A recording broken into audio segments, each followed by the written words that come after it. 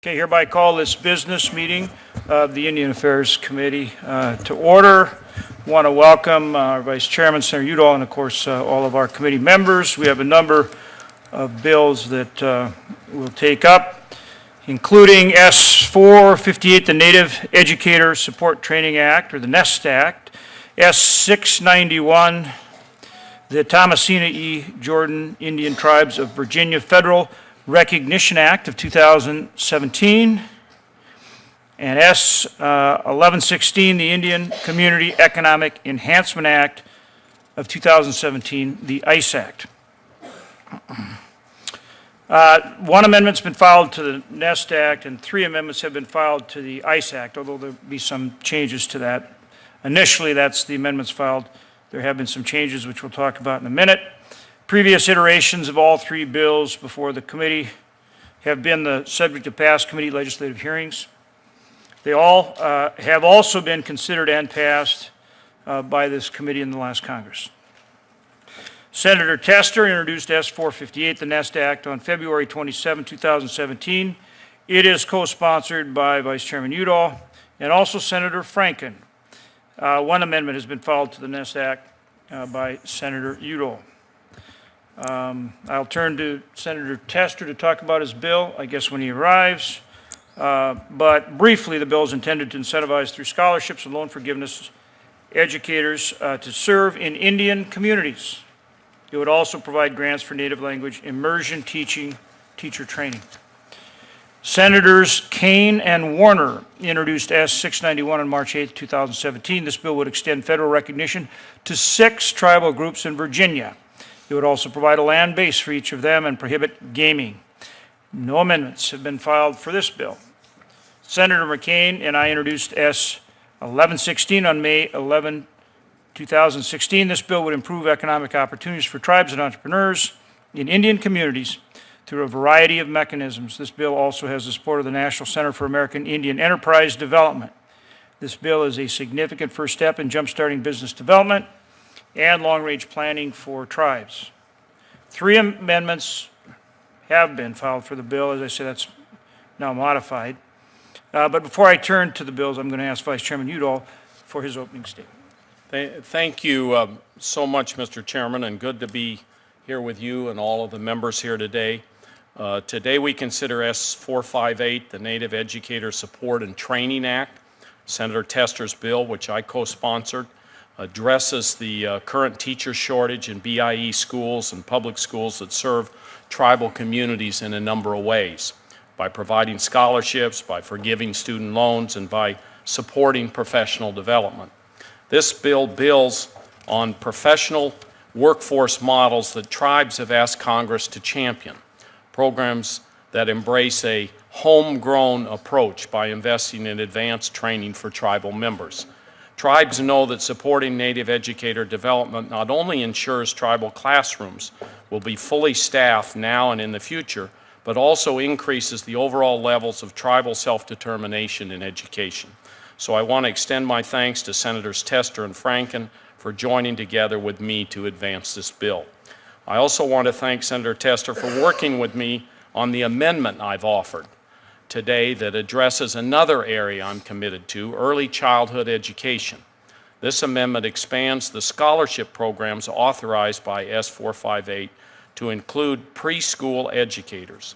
It ensures that Native children are school-ready and provides working Native parents with more safe and healthy child care options. I look forward to building on the success this bill had in the last Congress when it received a legislative hearing and was voted favorably out of this committee. I urge my colleagues to continue their support for Native education and once again vote in favor of this bill. We also have 2 other bills to consider, and the chairman has mentioned them, S-691, the Thomasina E. Jordan Indian Tribes of Federal Recognition Act of 2017, which would establish a government-to-government relationship between the United States and the 6 tribes in Virginia. This bill was reported out of committee last Congress, and I hope that together we can get this bill to the Senate floor for consideration and passage. The final item on the agenda is, Mr. Chairman, is your economic development bill, S-1116.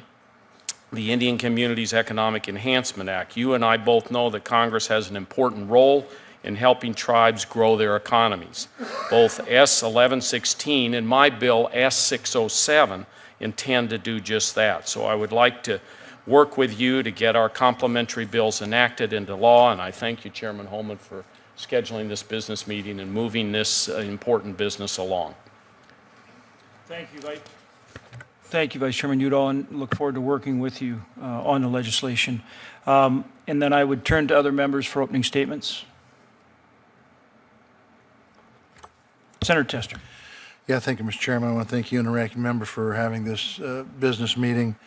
This hearing falls on the heels of Teachers Appreciations Week, and it's timely to be discussing how we can recruit and retain quality teachers in Indian country.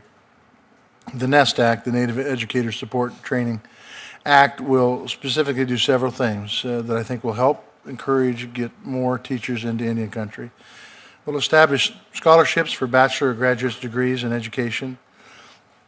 It will create a student loan forgiveness plan and forgive federal student loans for Native American teachers and teachers to commit to at least 5 years at a school with a high population of Native students or a BIE school. It will support Native American teachers and teachers of Native American students who pursue national board certification. These incentives will help address teacher shortages in Indian country and will connect motivated teachers with schools that most need them. Everyone in this committee understands the urgent need to address teacher shortages in Indian country, and over the past decade, the number of unfilled full-time teaching positions at BIE schools has doubled. In 2014 alone, 1 out of every 9 BIE classrooms lacked a permanent teacher. That's 1 out of every 9. We can't expect to have quality schools and have student outcomes without recruiting and retaining quality teachers, and we all know that it's nearly impossible to strengthen a local economy and create more job opportunities if schools aren't producing students or aren't prepared for our 21st century economy. We all can take a look back in time and remember a teacher who made a profound impact on each and every one of our lives. Let's make sure that the next generation of tribal leaders have that same opportunity. Thanks for bringing this bill up for a vote, and I look forward to working with anybody who wants to work with me to get traction of this bill on the floor. Thank you, Senator Tester. Are there any other opening statements? If not, we'll proceed to the bills. First is Senate 1116, S 1116. There are 3 amendments filed. The first is Amendment AEG 17310 filed by Senator McCain. That has been withdrawn. Is there any objection to the withdrawal of that amendment? Without objection, that amendment will be withdrawn. The 2 other amendments have also been filed. Those are BOM 17095 and BOM 17096. Those amendments have been filed by Cortez Masto. Senator, do you have any comment on those 2 amendments? And I understand you have another amendment you have filed, which will take up. Is that correct? You have a different amendment that you would like to file? Yeah, so let me just clarify. And that's BOM 17100, so you can comment on That's all correct. 3. Right, the other 2 have been withdrawn. The one I'm going to comment on is 17100.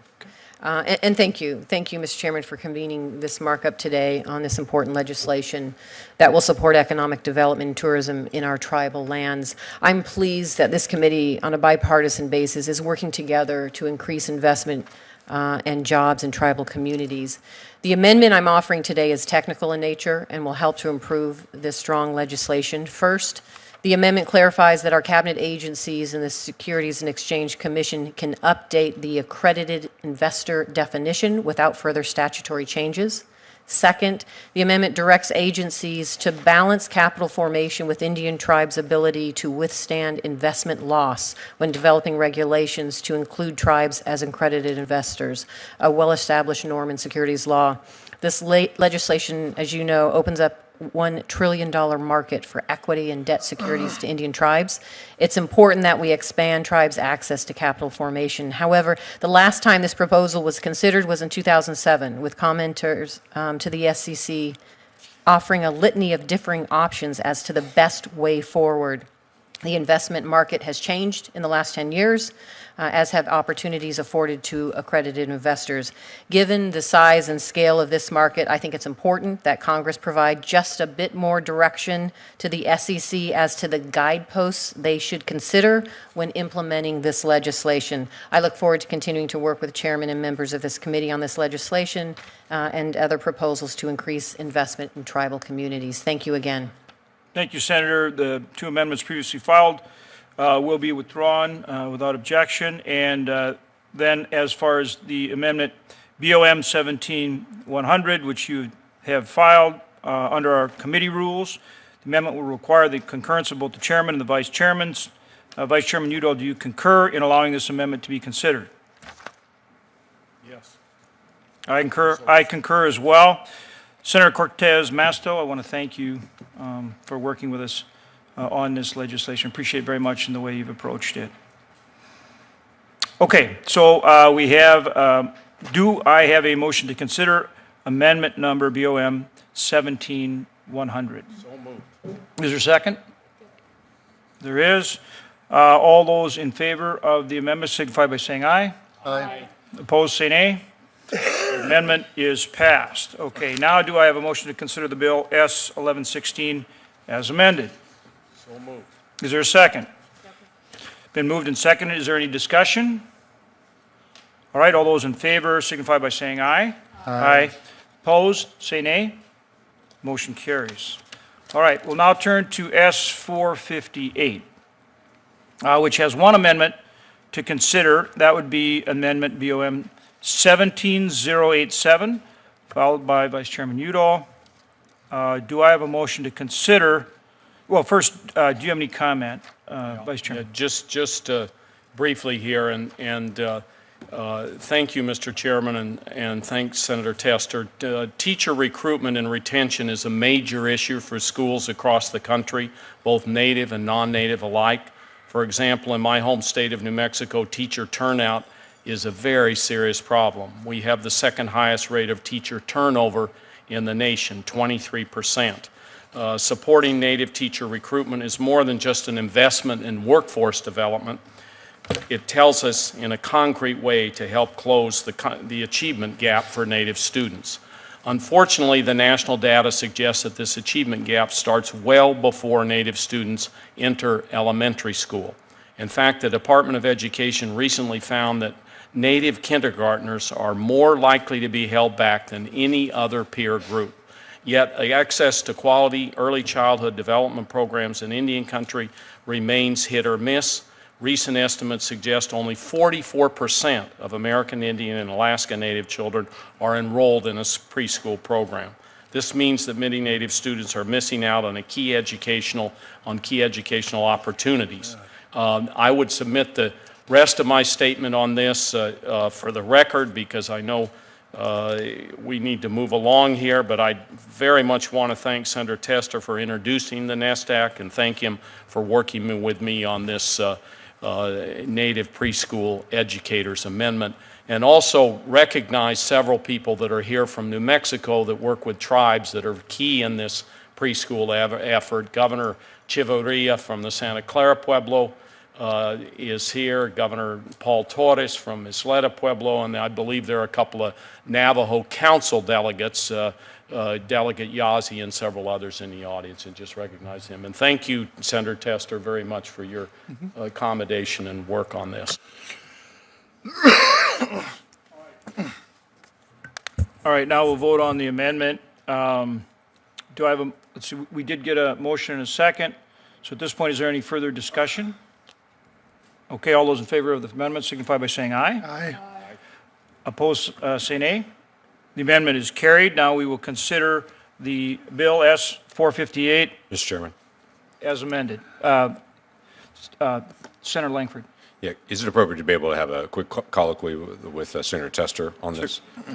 Some of the questions, and we've talked about this before, and I'd be honored to be able to work with this. You know very well I come from an education family and represent a state with a very large percentage Native American, which is extremely important where we are. I have a couple of questions on it that I want to just be able to get clarity and see if we can't work together in the future on this. One of them is just the statement about the student educator scholarship. that it covers, the definition that seems to be left there is it covers a scholarship postgraduate or post-secondary education degree for schools with large percentages of Indians or Native Alaskans. It'd be helpful to be able to get some clarity of what that may mean. It was the hope for BIE and BIA to be able to provide a definition, because obviously large percentage would be different state to state, region to region. You're exactly correct, Senator Langford, and I would be more than happy to work with you on that. I think it'd be good to get, I mean, I interpret that as being a majority, Right, but you're right, somebody else may interpret it being 10%, so. correct. Because they're large for a certain state may have some different definitions and based on different areas. And then the other one is the tail end of this, and the part that allows the $17,500 scholarship. One is it goes towards teachers, but the second part of it is any teacher who is Indian, regardless of the school that they serve in. Now, if you're going into an Indian school, I understand that, but simply being an Indian student, even if they attend a private school or a wealthy suburban school or wherever they may go, it doesn't seem to target the areas that we're trying to have double help.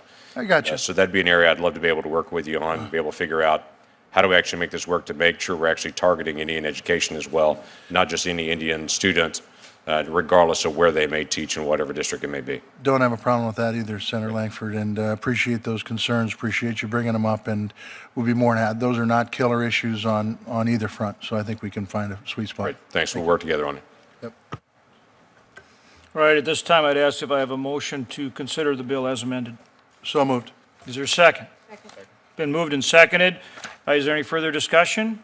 If not, all those in favor signify by saying aye. Aye. Opposed, say nay. In the opinion of the chair, the ayes have it, and the bill as amended is passed. Now do I have a motion to consider S 691? So moved. Is there a second? It's been moved and seconded to approve S 691. Is there any further discussion? Hearing none, all those in favor signify by saying aye. Aye. Aye. Those opposed, nay. In the opinion of the chair, the bill passes. I want to thank members. At this time, I'd ask, is there any other business to come before the committee as part of this business meeting?